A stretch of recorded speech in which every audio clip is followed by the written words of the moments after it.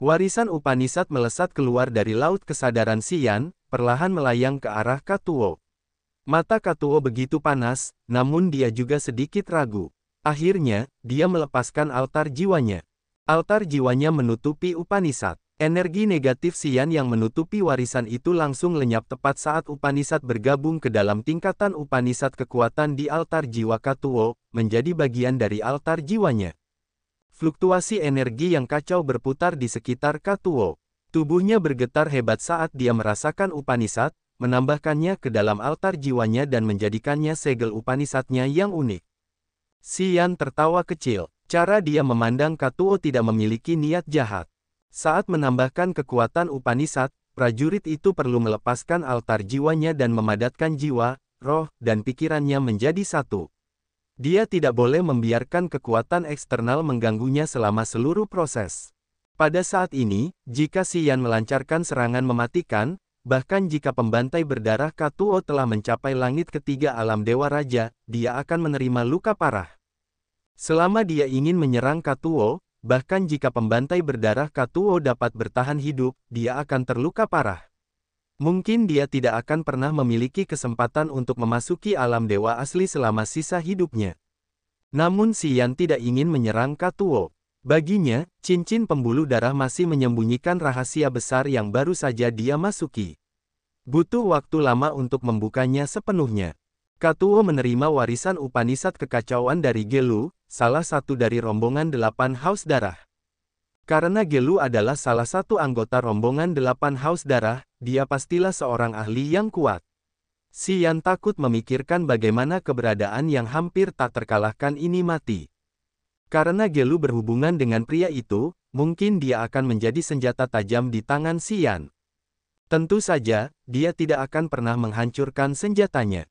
Tak lama kemudian, Katuo tampaknya telah selesai menambahkan Upanishad ke altar jiwanya. Altar jiwanya bergoyang sedikit, lalu kembali ke laut kesadarannya, sumber energi jiwanya. Pada saat ini, Katuo membuka matanya, menarik napas dalam-dalam. Kegembiraan yang luar biasa mekar di hatinya saat dia menatap Xian dengan sangat heran. Kau baru saja memberiku warisan seperti itu. Tanpa syarat. Xian menyeringai, saudaraku, kita dari sekolah yang sama, jadi aku tidak akan menyakitimu. Warisan ini milikmu. Jika kau mendapatkannya, kau harus terus berkultivasi. Aku bisa santai sekarang. Jika kau berkenan, katakan saja padaku siapa yang memintamu untuk menyerangku. Dan, jangan mengejar kami lebih jauh. Apakah tidak apa-apa? Katuo tidak langsung menjawab. Dia merenung sejenak lalu tiba-tiba bertanya, Senior, mengapa kau hanya memiliki basis kultivasi alam dewa sejati?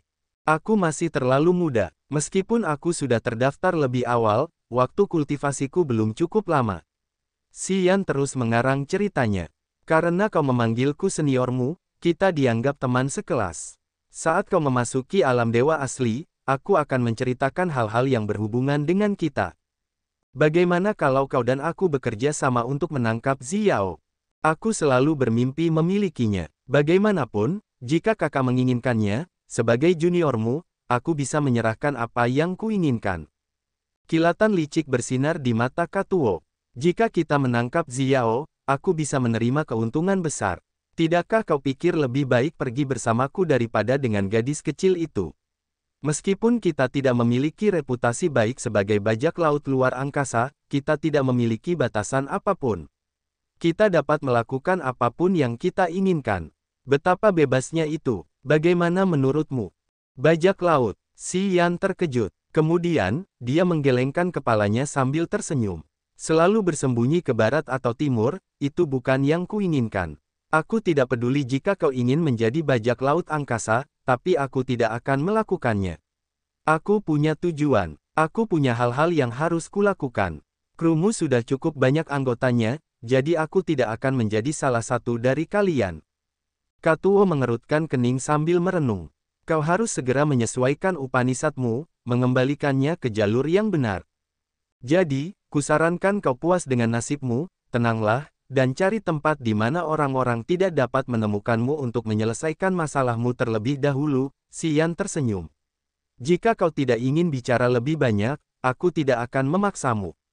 Kita akan bicara nanti. Begitu kau memperkuat wilayahmu dan merasa ingin menerobos ke alam dewa asli, ingatlah untuk menemuiku. Kita akan bicara saat itu. Kemudian, Xian tampak tidak ingin bicara lebih banyak. Ia berbalik dan pergi. Pembantai berdarah Katuo menatapnya dengan heran. Melihatnya hendak pergi, dengan Xian yang sudah terbang keluar, ia berteriak dengan nada rendah. Tunggu sebentar. Xian membalikkan badannya, menatapnya sambil tersenyum. Orang-orang yang mempekerjakanku termasuk Nona Birou dari Liga Dunia Bawah dan Sura dari Negara Ilahi Langit Gelap.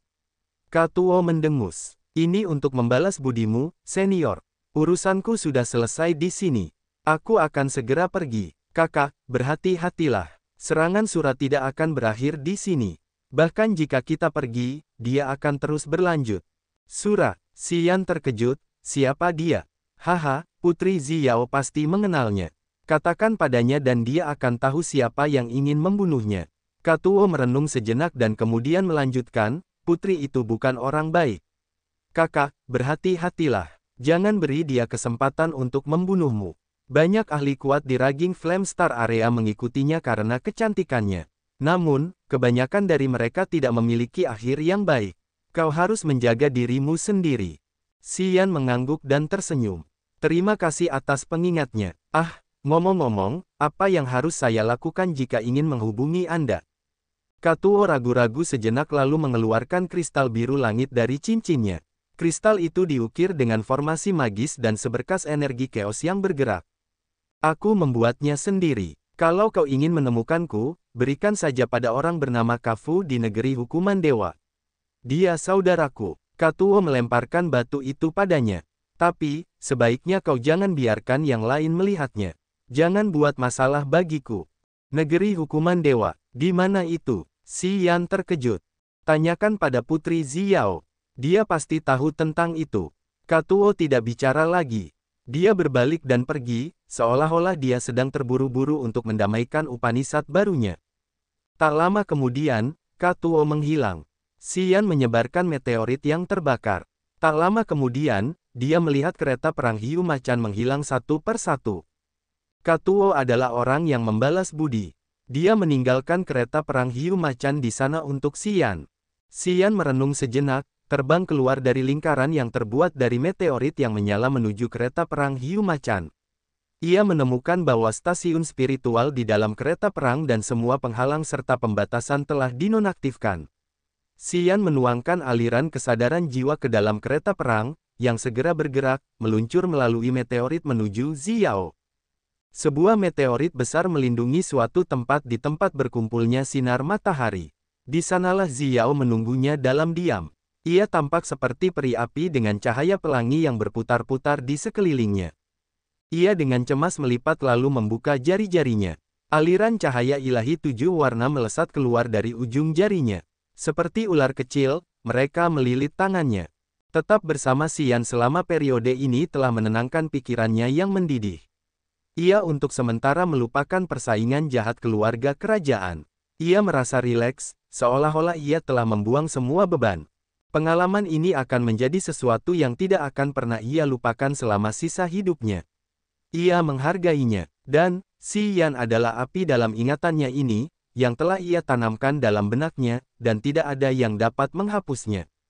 Menunggu dengan khawatir untuk waktu yang lama, Ziyao menjadi tidak sabar. Melihat meteorit tidak meledak, ia tidak dapat menahan diri untuk tidak terbang keluar dari area berkumpulnya sinar matahari, berbalik untuk mencari Xian. Beberapa saat kemudian, ia menemukan kereta perang hiu macan. Ziyao berubah warna, mengumpulkan energi untuk mempersiapkan serangannya. Apakah kau akan kembali ke sana untukku? Tawa yang murah hati muncul dari kereta perang dari area berkumpulnya sinar matahari yang jauh darinya. Sepertinya Yang Mulia sangat merindukanku.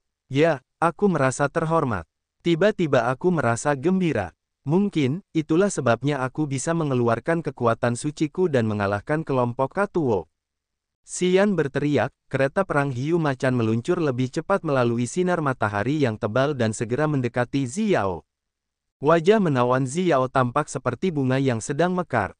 Dia tersenyum lembut, menunggu di dalam kumpulan sinar matahari. Cahaya Dewa Tujuh Warna berputar di sekitar tubuhnya yang lembut saat matanya yang indah berkilauan. Itu benar, aku benar-benar khawatir tentangmu. Tapi, sepertinya aku terlalu banyak berpikir. Katakan padaku, mengapa geng Katuo tidak mengejarmu? Lautan di hatinya mendidih. Itu tidak setenang yang dia tunjukkan di wajahnya. Melepaskan kesadaran jiwa, dia tidak menemukan siapapun, yang membuatnya sangat penasaran. Nama pembantai berdarah Katuo terkenal di Raging Flame Star Area. Dia adalah pembantai yang paling kejam, dan tangannya selalu bernoda darah. Tidak mudah membuat pria ini menyerahkan targetnya. Selama dia belum mati, dia tidak akan pernah menyerah pada targetnya. Xiao tercengang mengetahui bahwa pembantai itu tidak mengejar mereka. Dia tidak tahu apa yang terjadi di sana. Katuo tidak akan muncul lagi. Dia telah mundur dari medan fragmen ledakan bintang matahari. Dia memberi kita kereta perang hiu macan ini. Xian tersenyum, melambaikan tangan pada Xiao untuk memintanya masuk ke dalam kereta perang. Xiao ragu-ragu sejenak, seolah-olah dia takut akan sesuatu. Kemudian, dia perlahan masuk ke dalam kereta perang. Apakah kamu bekerja sama dengan Katuo untuk berurusan denganku? Apakah kamu akan menjualku kalau begitu? Katuo memang mengusulkan hal yang sama, Xian menatapnya dalam-dalam. Tiba-tiba, dia tersenyum. Xiao berubah warna. Aku menolaknya. Haha, maafkan aku, tapi aku tidak bisa memberitahumu detailnya, dan aku harap kamu tidak akan menanyakannya. Sambil mengerutkan kening, Xian berkata dengan serius, Katuo dan aku memiliki asal-usul yang sama. Aku harap kamu tidak akan mengejarnya setelah kita keluar dari sini. Saat ini, aku tidak bisa mengungkapkan banyak hal. Aku harap kamu percaya padaku. Aku tidak bermaksud menyakitimu. Mata Putri Xiao berbinar saat dia mengamatinya tanpa berkedip. Lama kemudian, dia mengangguk dengan lembut. Baiklah, aku tidak akan mendesakmu. Justru sebaliknya, aku merasa lebih baik jika kamu tidak memberitahuku detailnya. Jika kamu berbohong padaku, aku akan berpikir bahwa kamu bekerja sama dengan Katuo untuk menyakitiku. Biro dari Liga Dunia Bawah telah menjanjikan keuntungan besar kepada Katuo, Xian tersenyum. Wanita jalang itu, Xiao menggertakkan giginya. Dan, ada satu lagi, Xian berhenti sejenak, wajahnya aneh. Dia dari negara Dewa Langit Kegelapanmu. Katuo mengatakan bahwa dia dipanggil Sura. Apakah kamu mengenalnya? Wajah Xiao berubah drastis saat tubuhnya yang lembut menggigil. Cahaya dingin keluar dari matanya. Pria ini, memang. Siapa? Pangeran Dujie, saudaraku dari ibu yang lain. Sura adalah kapten pengawalnya. Persaingan gelap dalam keluarga kerajaan adalah yang paling kotor dan paling kejam di dunia. Demi tahta, saudara bisa membunuh saudara atau bahkan ayah. Itu bukan hal yang langka untuk diharapkan. Dujie dan Xiao memiliki ayah yang sama tetapi ibu yang berbeda. Untuk mendapatkan mahkota Dark Firmament Divination, Dujie ingin membunuh Xiao dan saudara sedarahnya, yang tidak sulit dimengerti. Setelah Putri Xiao menamai Pangeran Dujie, suasana hatinya menjadi buruk. Sepanjang perjalanan pulang, dia terdiam, dan senyumnya tidak secerah sebelumnya. Xian mengerti suasana hatinya. Dia tahu sulit untuk memberikan nasihat apapun di bidang ini. Jadi, dia tidak mencoba mengatakan apapun dengan sia-sia. Xiao memberitahunya apa itu tanah hukuman dewa. Itu adalah area di tepi Raging Flame Star Area, yang dikaburkan oleh kabut tebal sepanjang tahun. Tanah ini memiliki begitu banyak area terlarang sehingga bahkan seorang ahli alam dewa asli tidak dapat menggunakan kesadaran jiwanya untuk mengamati. Banyak bajak laut luar angkasa akan mengasingkan diri di tanah itu untuk menghindari musuh. Tanah hukuman dewa terletak di tengah-tengah area terlarang. Sekelompok bajak laut, perampok, dan penjahat yang tidak ingin diterima oleh pasukan lain tinggal di sana, bersama dengan para pembantai brutal dan orang-orang gila dari Raging Flame Star Area. Tidak seorang pun akan menunjukkan belas kasihan saat membicarakan area itu. Selain itu adalah area perdagangan yang aneh tetapi kaya. Banyak barang yang diperoleh para bajak laut dan perampok akan ditaruh di sana untuk transaksi. Bahan-bahan budidaya langka yang tidak dapat ditemukan di Raging Flame Star Area mungkin akan muncul di tanah itu. Tanah hukuman dewa penuh dengan perkelahian. Mereka bertempur setiap hari. Prajurit yang lemah tidak dapat bertahan hidup di sana. Orang-orang terbunuh setiap hari, dan semua harta benda mereka akan dirampas. Ketika pembantai berdarah Katuo, pemimpin para bajak laut, beroperasi di area lain dari Raging Flame Star Area, jika musuh melihatnya, dia akan dikejar sampai mereka dapat membunuhnya. Namun, akan berbeda di Tanah Hukuman Dewa.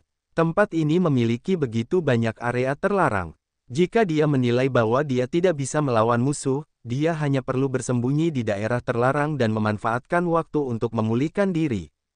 Orang gila, pembantai, bajak laut, dan pembunuh dengan banyak hukuman mati, sering mengunjungi Tanah Hukuman Dewa. Mereka akan memperdagangkan banyak barang dan material, menciptakan tanah yang aneh tetapi kaya. Daerah ini belum diperintah. Pasukan di Raging Flame Star Area biasa menyerang tempat ini dalam upaya untuk membersihkannya. Namun, mereka tidak berhasil. Setelah apa yang dikatakan Putri Xiao kepadanya, Xian menjadi tenang karena dia akhirnya tahu lokasi Tanah Hukuman Dewa. Jika tidak perlu, dia tidak perlu mengunjungi tanah itu. Bahkan jika dia ingin pergi, itu tidak boleh dengan wilayahnya saat ini. Ketika dia merasa dia bisa melindungi dirinya sendiri dengan cukup baik, dia akan pergi ke sana dan menemukan Katuo, memintanya untuk melakukan sesuatu yang menguntungkannya. Xiao tampaknya memiliki tujuan lain. Kereta perang hiu macan melambat karena dia tahu pembantai berdarah Katuo tidak akan datang untuk mereka lagi. Dia mengidentifikasi arahnya, lalu mengemudikan kereta perang di medan fragmen meledak bintang surya, tidak peduli dengan kecepatannya.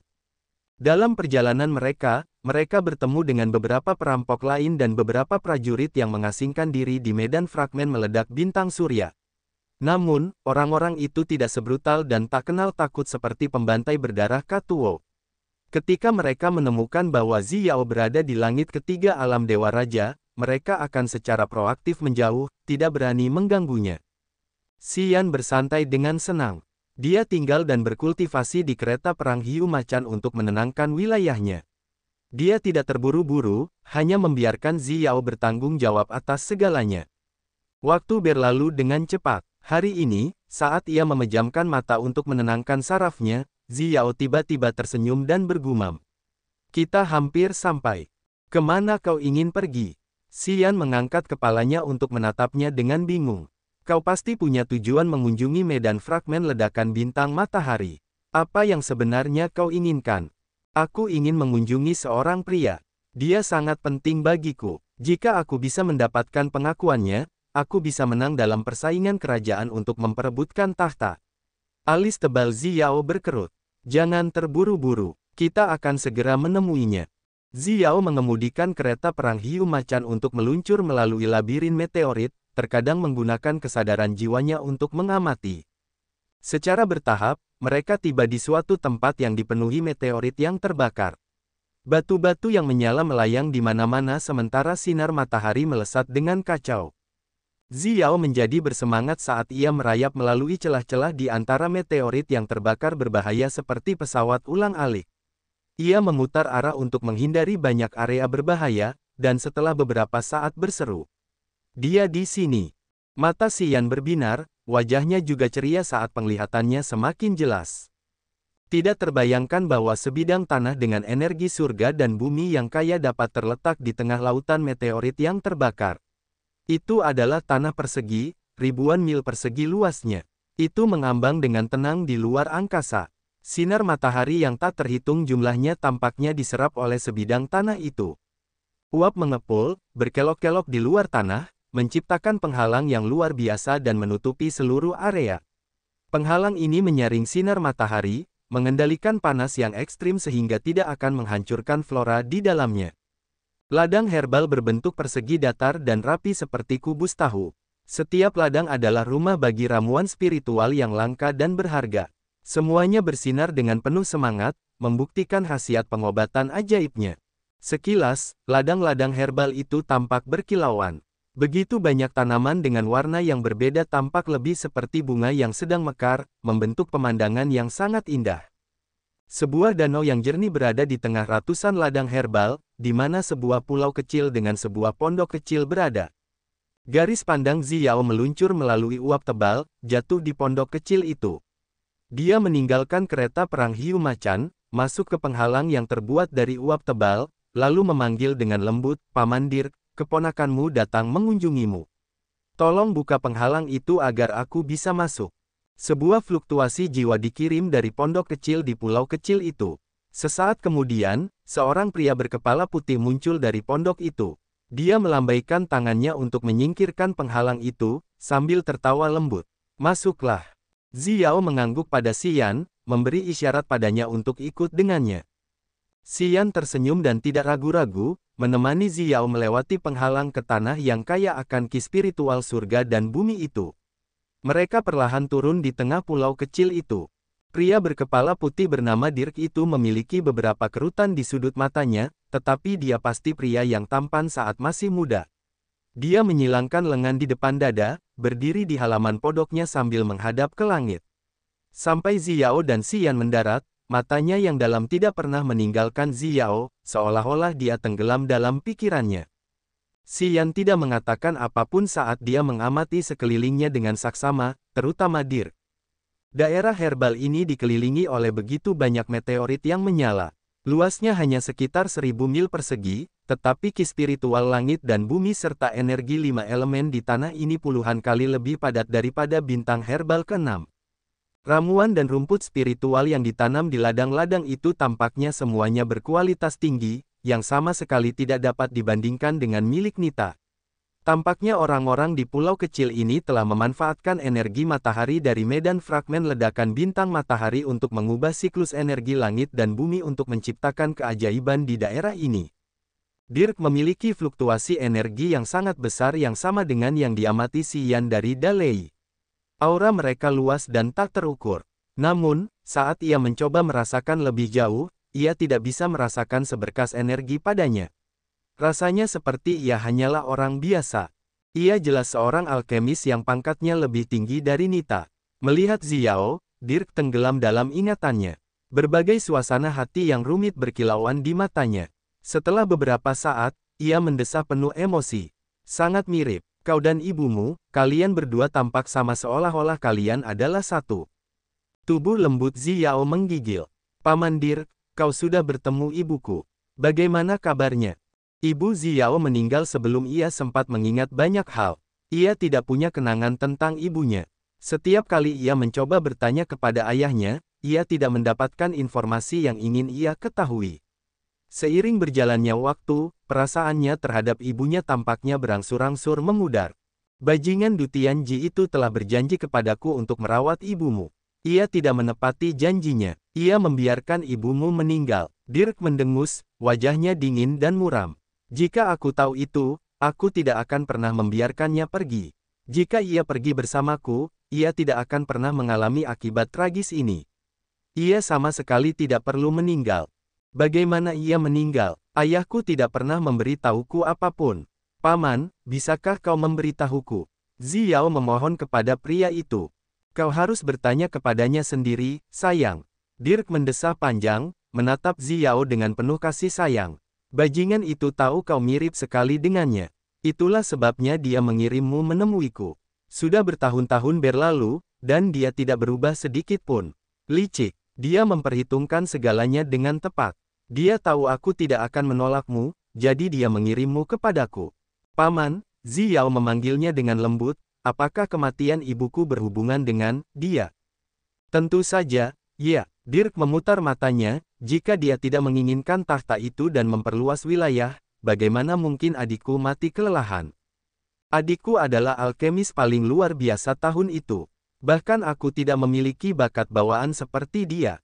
Dia telah memurnikan begitu banyak pil dewa untuk si bajingan Dutianji itu. Dia telah merusak jiwanya dengan parah untuk membantu Dutianji memperkuat kekuatannya. Jiwanya terkikis sedikit demi sedikit. Akhirnya, altar jiwanya lenyap, yang menyebabkan kematiannya.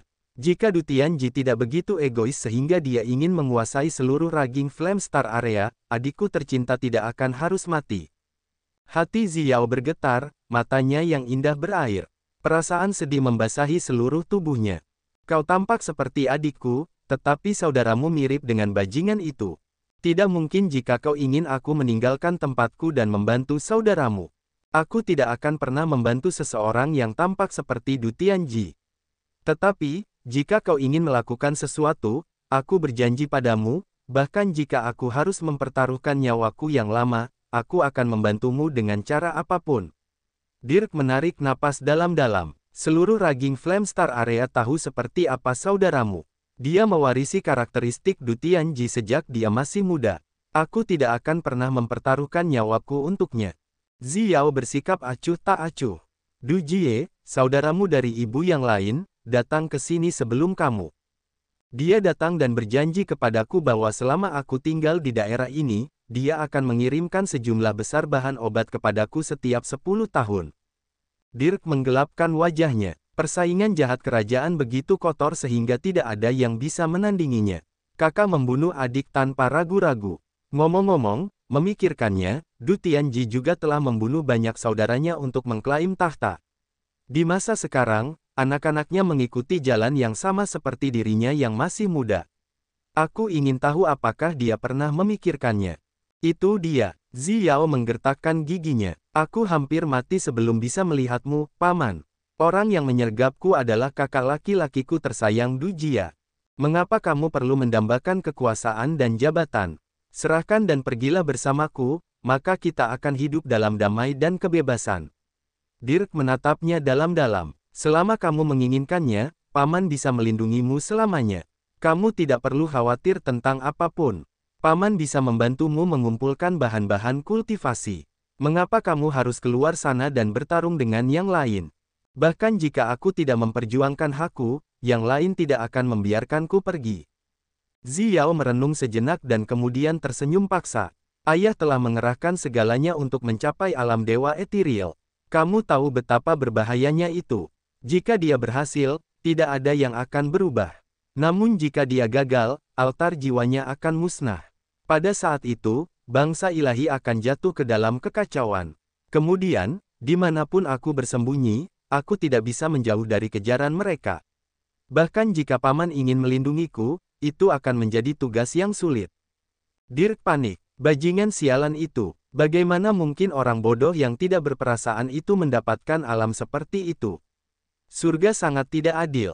Di tengah lautan meteorit, Putri Ziao memohon kepada Dirk untuk meninggalkan tempatnya dan membantunya bersaing memperebutkan tahta demi Du Feng, saudara kandungnya, untuk memastikan bahwa ia akan menjadi raja masa depan dari Dark Firmament Divine Nation. Dirk teringat bagaimana hal-hal terjadi di masa lalu, memarahi Du Tianji karena tidak berperasaan. Namun, ia tidak ingin membantu Ziao mendukung Du Feng untuk mendapatkan tahta. Xian tetap di samping, tidak mengatakan apapun dari awal hingga akhir. Ia mendengarkan percakapan mereka dan memperoleh beberapa informasi tentang Raja Du Tianji dari Dark Firmament Divine Nation. Ia mengerti bahwa pria ini adalah penguasa tiran dari suatu daerah di Raging Flame Star Area. Demi usaha besar itu, ia bisa menyerahkan segalanya. Demi wilayah yang lebih kuat, ia bisa mengorbankan apa saja. Mungkin, dalam benak Du Tianji, orang yang bisa mewarisi tahtanya seharusnya adalah penguasa besi berdarah seperti dirinya. Karena anak-anaknya bersaing dengan keras, mungkin saja ia sedang mengawasi mereka. Ia ingin melihat anak-anaknya saling membunuh.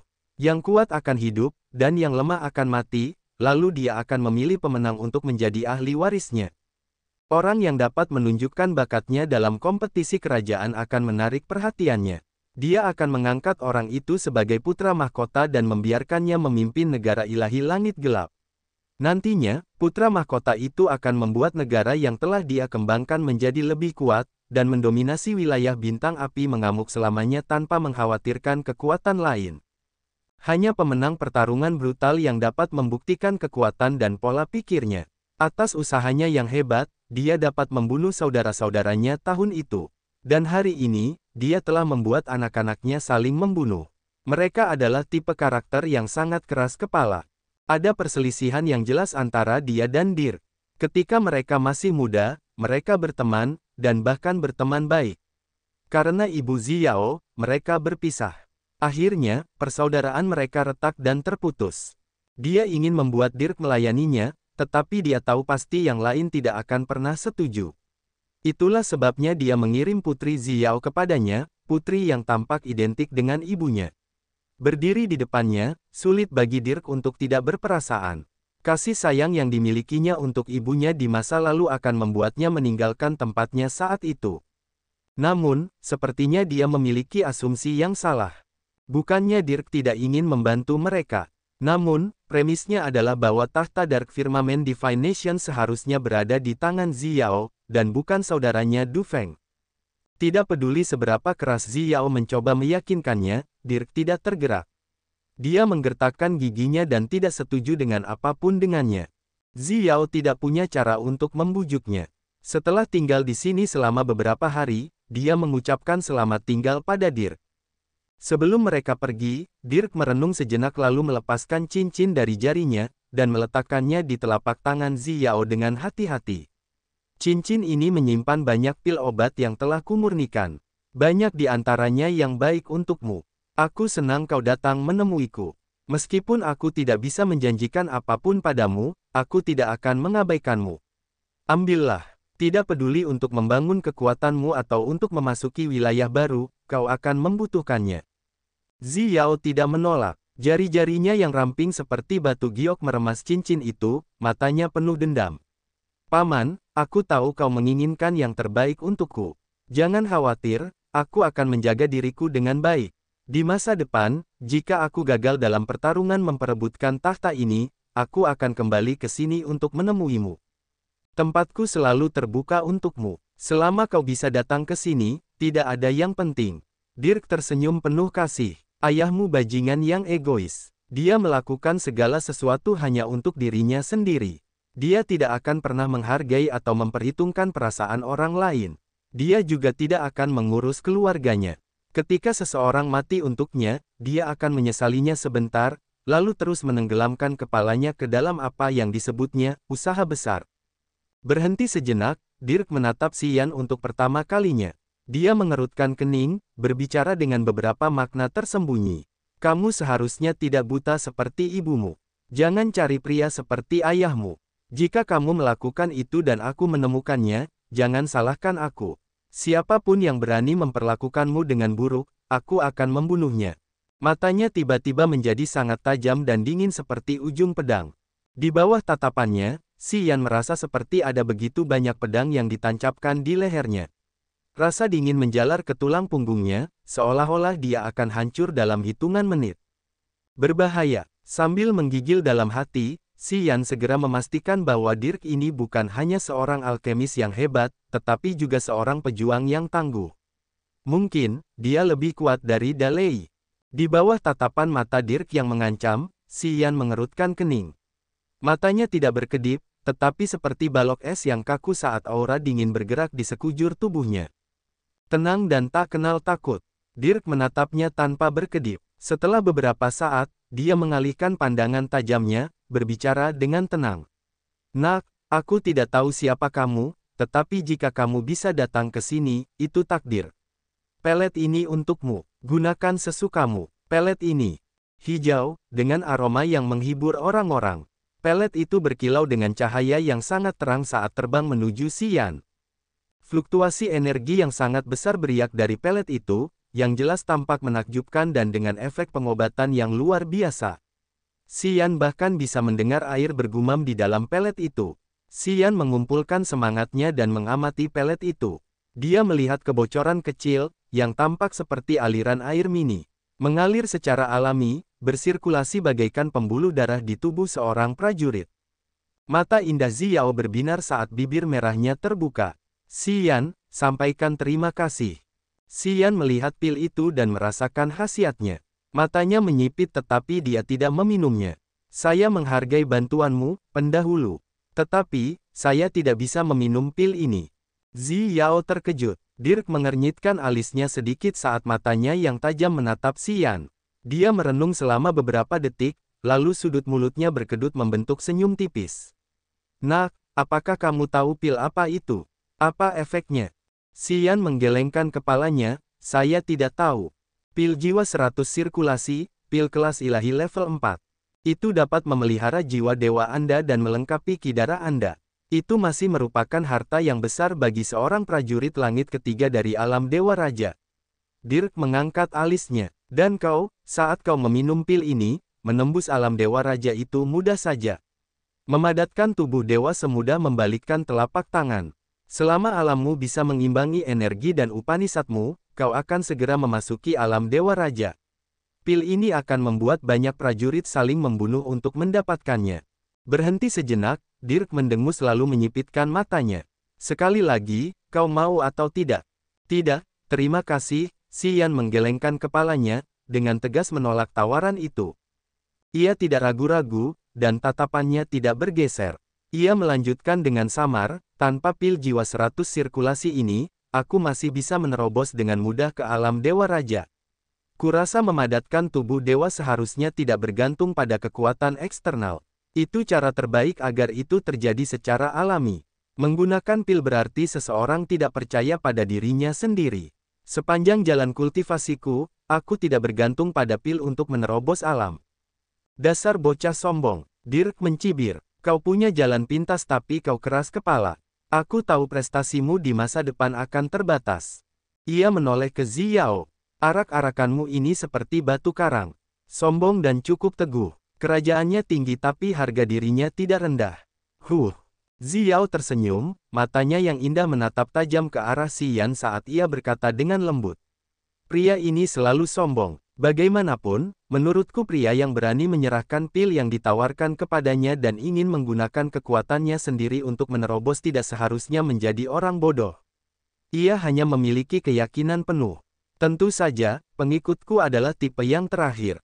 Baiklah, sama sekali tidak fleksibel, tidak tahu bagaimana memanfaatkan kesempatan. Kurasa ia tidak akan memiliki prestasi besar. Dirk melambaikan tangannya, mengambil kembali pilnya. Ia tampak tidak senang sama sekali. Baiklah, jangan berpura-pura di hadapanku. Apa kau tidak ingin pamer di hadapan Xiao? Aku sudah melihat banyak orang sepertimu. Du Tianji juga bertingkah seperti itu tahun itu. Sialan, adikku suka sikapnya yang seperti ini. Menjijikkan sekali. Sepertinya dia tidak memiliki kesan yang baik tentang Xian. Setelah berbicara dengan wajah serius, dia mendesak dengan tidak sabar. Pergilah. Orang sepertimu, jika kamu tidak merasakan hal-hal pahit, kamu tidak akan tahu seberapa tinggi langit. Untuk menarik wanita cantik, membuat diri sendiri menjadi orang yang berbeda adalah trik yang digunakan banyak pria. Di mata Dirk, Xian adalah pria seperti ini, yang sangat dibencinya. Itulah sebabnya dia tidak ingin berbicara lebih jauh dengannya. Xian mengangkat bahu acuh tak acuh dan tidak menjelaskan apapun. Putri Xiao mengucapkan selamat tinggal kepada Dirk untuk sementara waktu. Akhirnya, dia pergi bersama Xian kembali ke rute lama menuju medan peledak bintang matahari. Kemudian, dia membungkuk dan terkekeh. Apakah kamu seperti yang dikatakan pamanku? Kamu ingin menunjukkan bahwa kamu berbeda. Bagaimana menurutmu? Xian tidak mengubah wajahnya, meskipun sudut mulutnya sedikit berkedut. Kuharap kamu tidak. Sejujurnya, selama bertahun-tahun, banyak orang telah mencoba untuk bertindak di hadapanku. Perbuatanmu dan mereka cukup mirip. Xiao tertawa riang. Jika kamu seperti mereka, aku akan senang. Setidaknya, aku dapat memastikan bahwa pesonaku tidak pernah berkurang. Maaf telah mengecewakanmu, Xian sedikit membungkuk padanya, berbicara dengan lembut. Aku hanya tidak ingin memiliki hati nurani terhadap pria itu, jadi dia tidak bisa mengendalikanku di masa depan. Mungkin, dia sok suci, karena dia pikir tidak ada yang cocok denganmu dalam hidup ini. Siapapun yang mendekatimu pasti punya tujuan, untuk memikat pesonamu, misalnya. Haha, menarik. Bajingan, Xiao menggertakkan giginya. Tidak bisakah aku benar-benar membuatmu terpesona? Mengapa yang lain bisa dan kamu tidak bisa? Oh ya, aku akan meminjam kata-katamu. Apakah kamu punya masalah kesehatan? Dia bertindak seolah-olah dia tiba-tiba mengerti sebuah misteri, mengangguk dan kemudian berkata dengan tegas. Tentu saja, aku mengerti. Aku memaafkanmu. Aku minta maaf karena salah paham padamu. Aku sangat menyesal. Wajah Xian menjadi gelap. Xiao menatapnya dengan serius untuk beberapa saat dan kemudian tertawa terbahak-bahak, memegangi perutnya yang rata. Dia tertawa sampai tubuhnya gemetar, menunjuk jarinya ke arah Xian. Hahaha, menarik. Kau, ternyata ada sesuatu yang membuatmu konyol. Haha, lihat dirimu sekarang. Xian berhenti sejenak lalu tiba-tiba melaju kencang. Seperti kilatan cahaya, dia meluncur, melewatinya sambil menyerbu ke depan dengan marah. Lonceng perak berdenting seperti tawa muncul di belakangnya. Wajah Xiao cerah dan berseri-seri, seolah-olah dia sangat gembira. Dia melambaikan tangannya dengan riang seolah-olah dia telah melakukan hal yang hebat. Dia tampak seperti bunga yang mekar yang menggelitik hati orang-orang. Melayang di belakangnya, tawanya tidak berhenti, sementara tubuh lembutnya bergetar lembut. Matanya yang indah menatap punggung kekar Xian. Dia merenungkannya sejenak sebelum mendesak kekuatannya untuk mengikutinya dengan cepat.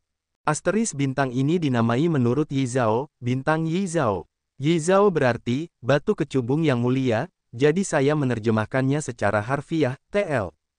Medan pecahan bintang surya yang meledak. Sebuah kereta perang hiu macan meraung, berkelebat, dan menghilang ke dalam alam semesta yang gelap dan dingin. Xian dan Putri Xiao berdiri di atas kereta perang, mengamati lautan bintang yang luas. Mereka tampak senang melihat sinar matahari lagi. Setelah meninggalkan tempat Dir, mereka tidak menemui bahaya apapun, melintasi medan pecahan bintang surya yang meledak dengan tenang. Kereta perang hiu macan itu berhenti. Xiao mengerutkan kening, mengeluarkan kristal biru yang halus. Dia mengirimkan kesadaran jiwanya ke batu itu, mencoba menghubungi seseorang. Setelah beberapa saat, ekspresi berat muncul di wajahnya yang menawan, matanya khawatir. Xian mengamati dengan tenang. Dia tiba-tiba merasa dingin di dalam, mendesah karena dia tahu Du Feng telah menemukan sesuatu yang tidak terduga. Tidak ada kabar dari mereka. Merenungkan sejenak, Xian bertanya dengan nada lembut.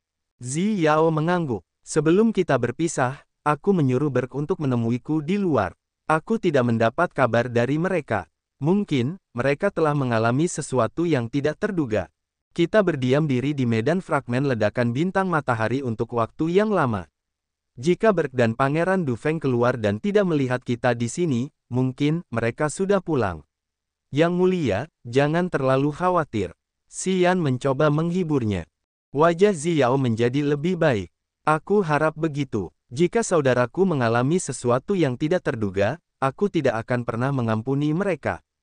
Xian tahu bahwa yang sedang dibicarakannya adalah Pangeran Du Jie. Sura adalah pemimpin tim pengawalnya. Dia bertugas menghubungi pembantai berdarah Katuo. Target Katuo adalah Xiao, dan Sura telah bergabung langsung dalam operasi ini. Mungkin, mereka masih memiliki tim lain yang mengejar Du Feng. Karena Berg dan Du Feng tidak ada di sini, sesuatu yang buruk mungkin telah terjadi pada mereka. Ayo pergi. Kita harus kembali dulu, baru setelah itu kita akan kembali ke sini untuk mencari keberadaan mereka. Xiao merenung sejenak. Dia mengerti bahwa menunggu di sini bukanlah solusi yang baik, tetapi akan memberi Sura kesempatan untuk melacak mereka. Xian mengangguk dan tidak mengatakan apapun lagi saat dia duduk di kereta perang hiu macan. Tidak ada cara untuk mengukur waktu secara tepat di luar angkasa. Mereka hanya bisa menggunakan jenis batu khusus untuk memeriksa waktu. Xian tidak memiliki mainan seperti itu, jadi dia tidak tahu berapa lama waktu telah berlalu. Dia hanya tahu bahwa mereka telah menghabiskan waktu yang lama di kereta perang hiu macan ini. Waktu yang sangat lama kemudian. Pada hari itu, mereka melihat bintang yang menyilaukan muncul di hadapan mereka. Bintang ini sangat besar, dengan ki spiritual yang melimpah dan fluktuasi energi makhluk hidup yang tak terhitung jumlahnya. Mata indah Xiao berbinar sementara pikirannya yang cemas menjadi tenang, dan senyum muncul di wajahnya sekali lagi. Kita hampir sampai di rumah. Xian bangkit, berdiri di kereta perang dan mengamati area di depan mereka. Dia bisa melihat beberapa bintang berkilauan di dekat bintang besar itu. Namun, karena jaraknya yang jauh, dia tidak bisa merasakan banyak atau memperkirakan ukuran dan energinya. Itu adalah Dark Firmament Divination. Xiao menunjuk ke suatu area dari kejauhan. Negara itu terdiri dari 11 bintang kehidupan. 10 bintang satelit mengelilingi satu bintang kehidupan besar, yang merupakan bintang metropolis Dark Firmament Divination kita. Itu disebut Dark Firmament Star. Ayahku tinggal di sana. Bintang itu memiliki 3 matahari dan 3 bulan, 3 bintang matahari besar, dan 3 bintang bulan besar. Mereka tersebar di berbagai area dan menerangi Divination. Kita tidak akan pernah mengalami kegelapan sejati. Bahkan jika itu malam hari, di bawah cahaya 3 bulan besar, tempat itu masih menyala dengan gemilang. Wajah Ziyao berkilauan karena kesombongan. Di sanalah leluhurku menjaga dari generasi ke generasi. Itu kampung halamanku. Bintang langit kegelapan selalu menjadi milik pemilik negara ilahi. 10 bintang kehidupan yang mengelilinginya adalah milik para pangeran, putri, dan saudara kandung raja.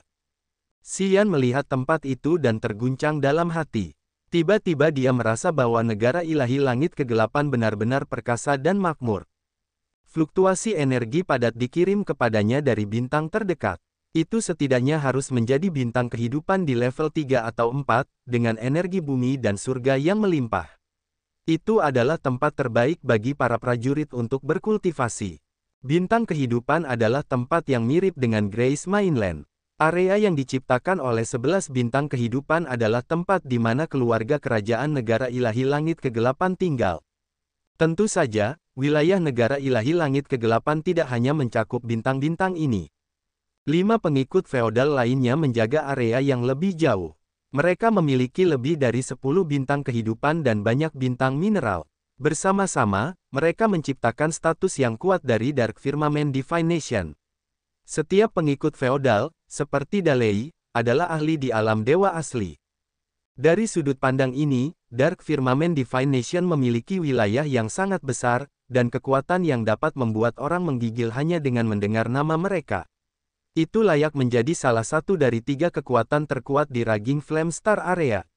Karena dapat berdiri bahu-membahu dengan Underworld League dan Nine Star Chamber of Commerce selama 10.000 tahun, itu membuktikan betapa kuatnya negara dewa ini.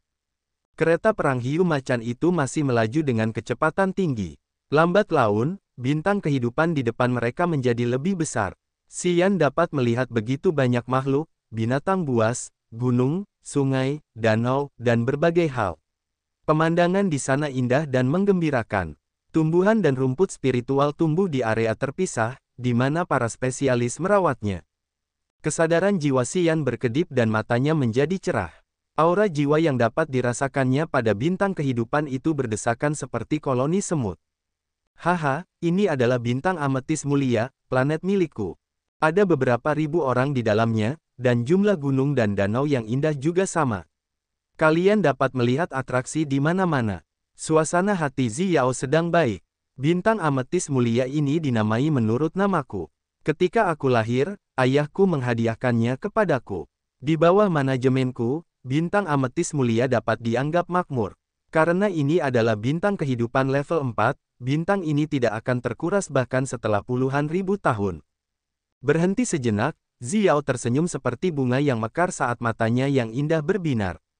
Setiap pangeran dan putri memiliki bintang kehidupan mereka sendiri.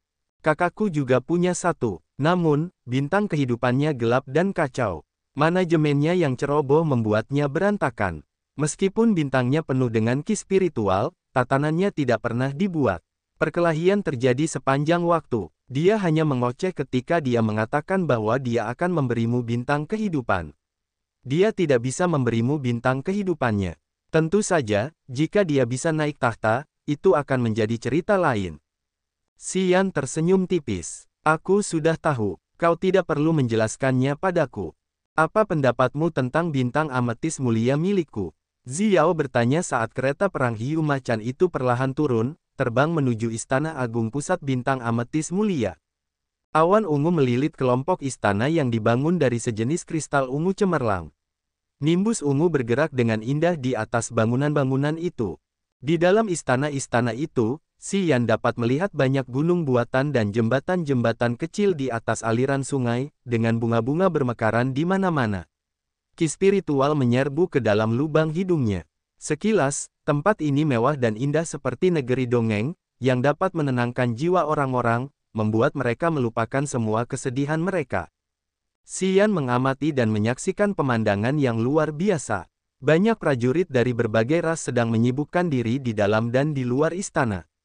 Mereka memanen tanaman herbal, memberi makan hewan spiritual, membudidayakan, atau memurnikan obat-obatan dan senjata. Semua orang bekerja dengan tertib. Tampaknya Ziyao telah mengirimi mereka pesannya. Banyak prajurit menunggunya dengan hikmat di sebuah panggung besar di istana pusat. Mereka menghadap ke langit, menunggu dalam diam. Sekitar 20 beberapa prajurit alam Dewa Raja, 100 prajurit alam Dewa Sejati, dan hampir 1000 prajurit alam langit tersebar di panggung tinggi yang besar itu. Beberapa dari mereka membungkuk, sementara beberapa berlutut atau membungkuk di tanah, menunggu tuan mereka pulang. Melihat upacara penyambutan mereka yang megah, Xian tiba-tiba memiliki perasaan yang rumit. Xiao hanyalah seorang putri dari negara ilahi langit gelap, tetapi dia dapat mengendalikan tanah suci seperti ini, dengan kekuatan yang luar biasa di bawah komandonya.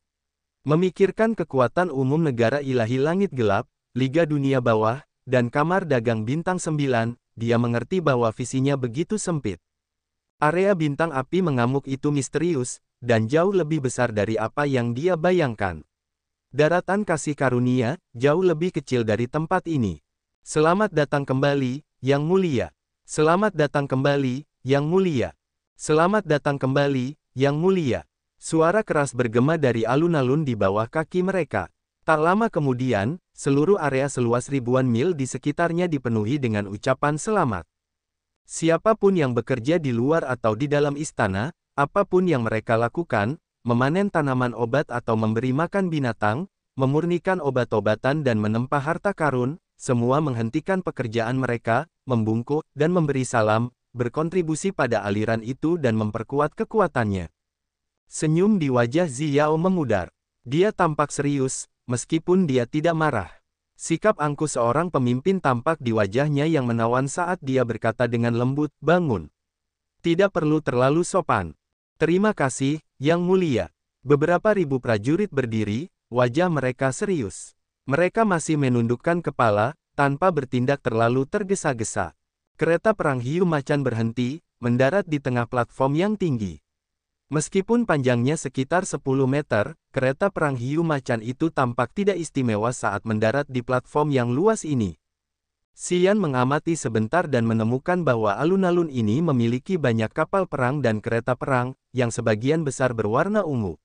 Xian dapat melihat beberapa kereta perang kecubung, tetapi dia tidak dapat melihat kapal perang kecubung yang biasa digunakan Xiao.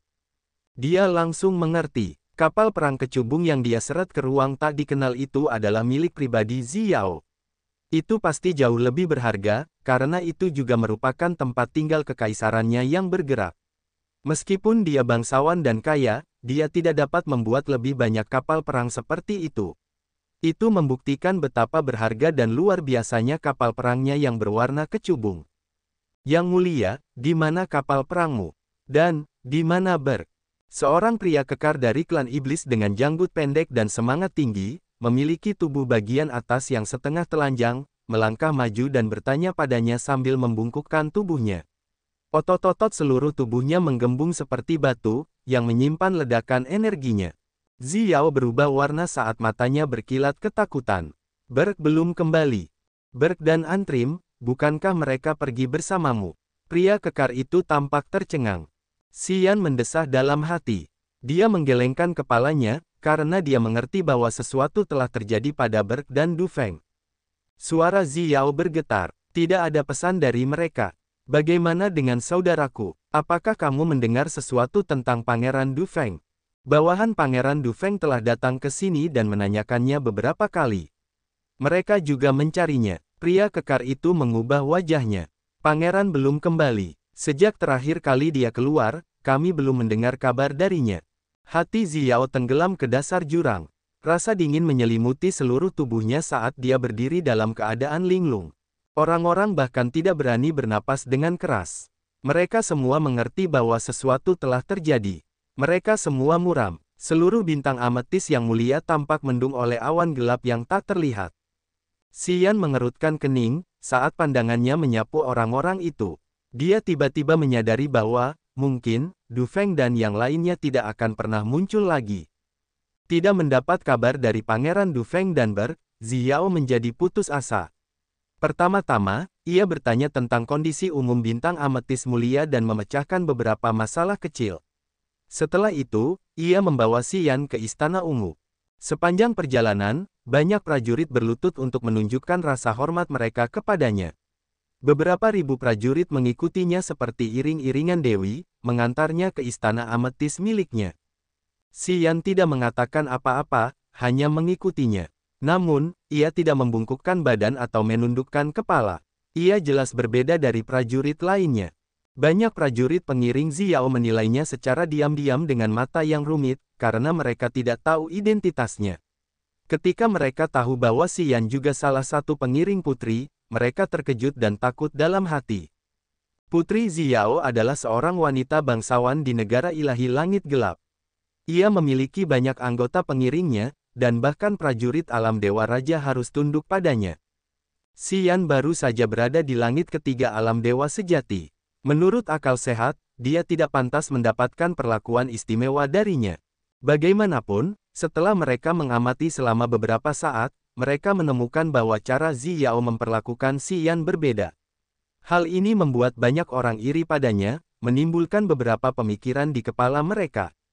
Siapakah anak ini? Bakat apa yang dimilikinya? Apa yang dimilikinya di alam dewa sejati yang dihargai oleh Yang Mulia? Mereka memikirkannya secara diam-diam. Xian tidak peduli dengan mereka.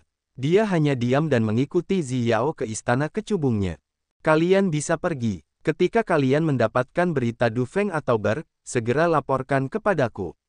Xiao melambaikan tangannya dengan lelah. Perhatikan, dan awasi aku dengan saksama. Jelaskan situasi negara dewa untukku. Banyak prajurit mengangguk, membungkukkan badan mereka dan melangkah mundur.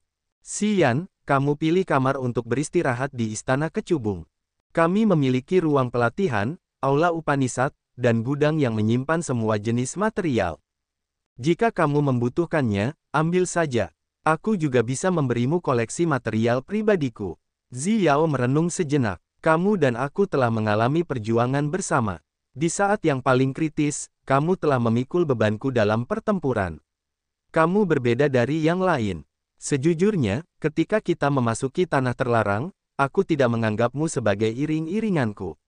Aku menganggapmu sebagai temanku. Aku harap kamu akan memperlakukanku dengan sama. Xian tertawa lembut sambil menganggukkan kepalanya. Terima kasih telah menghargaiku, Yang Mulia. Jangan bermuka masam seperti ini. Aku tahu kau punya banyak rahasia dan sikap yang anggun. Namun, kau belum begitu mengenal Raging Flame Star Area. Area ini terlalu rumit. Aku yakin masa depanmu takkan pernah cerah. Namun, wilayah kekuasaanmu masih cukup rendah saat ini. Ada banyak hal yang bisa kau bantu. Xiao memutar matanya ke arahnya. Aku tahu kau tidak menghormatiku sepenuh hati. Tidak masalah. Pria sepertimu tidak akan pernah mau berada di bawah perintah orang lain. Aku mengerti. Xian tersenyum kecut. Tidak, aku selalu memikirkanmu. Jangan berbohong. Bukan itu yang kau maksud dengan hatimu, gerutu Xiao. Aku ingin beristirahat dengan baik kali ini dan menenangkan diri. Kau harus menjaga dirimu sendiri. Ambil token giok ini. Kau bisa bebas berjalan-jalan di Istana Ametis. Di bintang ametis mulia milikku, token ini mewakili diriku. Tidak seorang pun akan berani melakukan apapun padamu. Terima kasih, Yang Mulia. Xian mengambil token giok dan mengenakannya di ikat pinggangnya. Melambaikan tangannya, Xiao mendesaknya. Pergi. Istana Ametis tingginya 300 meter. Setiap lantai memiliki area pelatihan pribadi. Anda dapat memilih di mana Anda ingin tinggal. Token giok juga menunjukkan lokasi ruang pelatihan, aula Upanishad, dan gudang bahan. Lakukan apapun yang Anda inginkan. Ya, karena Anda mengatakan kepada saya bahwa Anda seorang pandai besi, saya tidak akan memberi Anda senjata. Anda dapat menempa senjata Anda sendiri. Anda juga memiliki api surga, yang akan membuat senjata Anda lebih cocok untuk Anda. Gudang saya memiliki banyak bahan, yang semuanya merupakan barang langka di Raging Flame Star Area. Saya memiliki banyak rangka binatang level 10, mirip dengan bahan yang Anda gunakan untuk membuat duri tulang Anda. Lakukan apa yang Anda inginkan. Mata Xian berbinar saat dia sedikit membungkukkan tubuhnya untuk pertama kalinya untuk berbicara dengan sang putri. Terima kasih. Kali ini, dia lebih tulus. Binatang level 11 dapat dibandingkan dengan prajurit alam dewa asli. Tulang mereka sangat kaku, yang merupakan bahan berkualitas tinggi untuk membuat senjata. Anggota klan monster di level ini telah lama meninggalkan Grace Mainland ke negeri asing. Xian belum pernah melihat binatang buas di level seperti itu sebelumnya. Duri tulang yang terbuat dari tulang binatang buas level 10 sudah menakutkan. Dengan kekuatan ruang yang ditambahkan ke duri tulang, Xian dapat mengendalikannya sesuka hatinya. Dia telah berencana untuk memadamkannya sekali lagi. Itulah sebabnya dia ingin mengambil kerangka burung vermilion sebanyak itu. Burung vermilion juga binatang buas. Xian berasumsi bahwa binatang buas ini setidaknya berada di level 11, atau bahkan level 12. Namun, karena api sejati burung vermilion begitu gigih, dia tidak bisa berbuat apa-apa selain menyerahkannya. Tentu saja, jika burung vermilion telah mencapai level 12, dia hampir tidak bisa memperbaiki kerangka burung itu. Akan sulit baginya untuk menempa kerangka binatang tingkat 11. Xiao menasihatinya sedikit lagi lalu pergi. Sosoknya melintas, lalu menghilang ke dalam istana ametis. Xian tidak tahu kemana dia pergi. Xian berdiri diam dan belum bergegas pergi. Jari-jarinya mengusap token giok, melepaskan aliran kesadaran jiwa saat bergerak di dalam token giok. Token giok ini adalah model kecil istana ametis. Saat batasannya dicabut, Xian dapat menggunakan token giok untuk melihat struktur dan susunan berbagai ruang rahasia di istana ini. Lantai mana yang cocok untuk beristirahat, ruang pelatihan mana, dan di mana Aula Upanishad berada, token giok menunjukkan semuanya. Xian paling penasaran dengan Aula Upanishad. Itu seharusnya mirip dengan Aula Teknik Bela Diri di Istana Roh Bela Diri di Grace Mainland, tempat mereka menyimpan teknik dasar berbagai kekuatan Upanishad.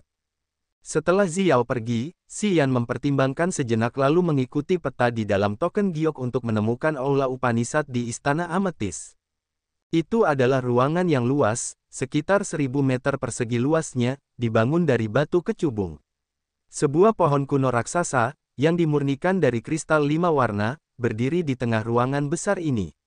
Pohon besar ini tidak memiliki daun tetapi cabang-cabang yang jernih, yang sangat mirip dengan pohon kuno Esenski di tubuhnya. Pohon kuno itu adalah sumber warisan Upanishad, tempat kekuatan magis Upanishad yang tak terhitung jumlahnya disimpan.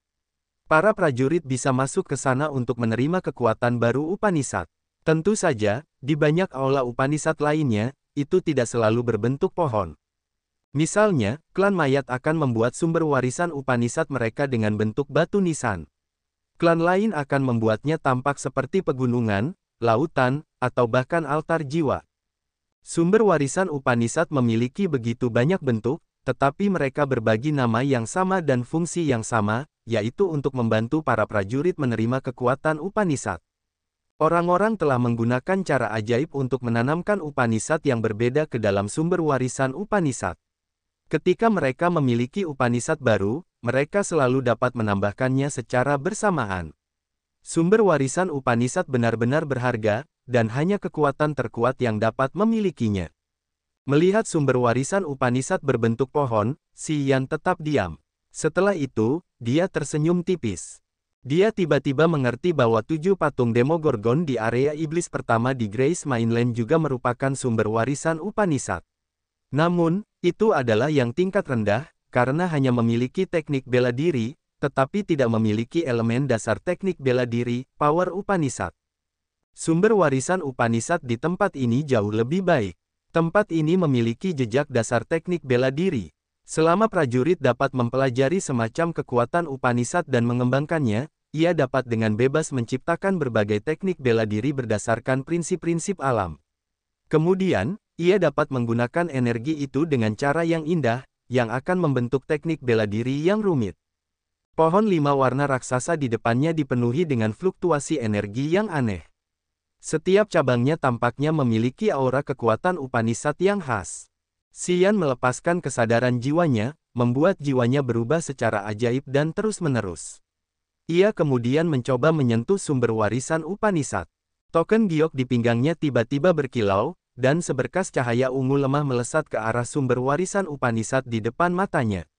Pada saat berikutnya, penghalang pada sumber warisan Upanishad terangkat. Kesadaran jiwa Xian memanfaatkan kesempatan itu dan membanjiri dirinya. Sumber warisan Upanishad ini berbentuk pohon dengan banyak cabang, yang menyimpan berbagai kekuatan Upanishad.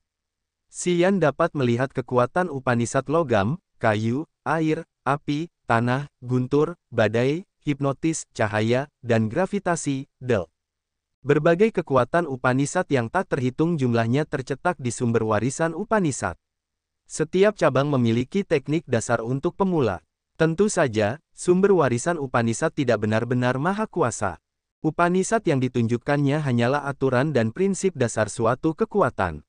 Bahkan jika seorang prajurit dapat mengetahuinya, itu tidak berarti bahwa ia benar-benar dapat mengolah kekuatan dan menciptakan tingkatan Upanishad kekuatan di altar jiwanya. Hanya setelah benar-benar memahami esensi kekuatan utama Upanishad dan terus mengolah serta mempelajarinya, seorang prajurit benar-benar akan melewati ambang pintu dan menciptakan segel Upanishad di dalam jiwanya. Biasanya, seorang prajurit tidak akan mengolah banyak jenis kekuatan Upanishad yang berbeda. Mempelajari satu kekuatan Upanishad secara pertapaan saja sudah cukup untuk menghabiskan seluruh usaha hidup seorang prajurit. Ketika seorang prajurit mulai mengolah kekuatan Upanishad, ia akan menghadapi begitu banyak rintangan. Makna dari kekuatan Upanishad itu membosankan, seolah-olah tidak akan pernah sepenuhnya dipahami. Dan, bahkan jika seorang prajurit menghabiskan seluruh hidupnya untuk mengolah kekuatan Upanishad, tidak ada jaminan bahwa ia dapat mencapai puncaknya. Bahkan jika seseorang adalah seorang ahli yang cerdas dan sabar, ia hanya akan mengolah 2 atau 3 kekuatan Upanishad. Selain itu, ia akan memilih kekuatan Upanishad dengan sesuatu yang sama untuk menghemat waktu dan menciptakan lebih banyak efek. Hanya orang bodoh yang akan mencoba mempelajari banyak kekuatan Upanishad sekaligus.